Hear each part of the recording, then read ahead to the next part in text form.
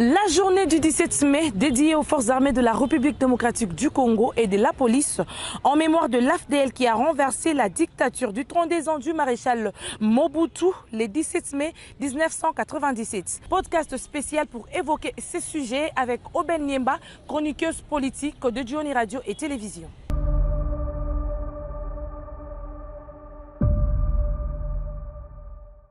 Quel héritage retenir de ces combats d'Mzee Laurent Désiré Kabila aujourd'hui? D'entre deux jeux, quelle est la symbolique de cette journée aujourd'hui en République démocratique du Congo? Tenez, Benita, cette journée est aujourd'hui célébrée en RDC dans un contexte particulier, celui de l'agression rwandaise sous le label du l'AFC M23. Agression qui rappelle celle rwando-burundo-ougandaise après que Mzee se soit séparé des forces étrangères qui l'ont porté au pouvoir.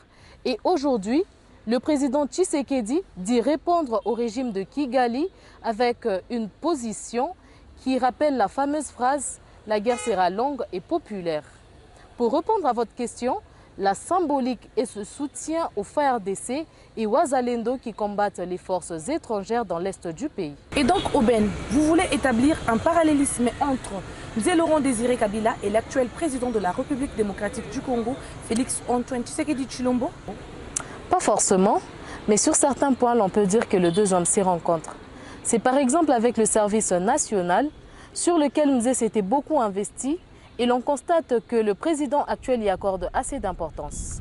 Aussi faudra-t-il ajouter la fermeté qu'a Félix Tshisekedi, qui rappelle celle qu'a eu Mzee Kabila. Il avait appelé à l'unité nationale, il a invité les Congolais à s'enrôler dans l'armée pour faire face à l'ennemi. Il n'avait jamais renoncé à la négociation comme ce fut le cas à Lusaka. Des scénarios qui rappellent ce que nous vivons aujourd'hui entre l'option militaire et celle diplomatique. Et pour finir, Aubaine, avant Mobutu égale après Mobutu? Non, pas du tout. Aujourd'hui, nous connaissons 3 cycles électoraux, depuis 2006 jusqu'au tout récent en 2023.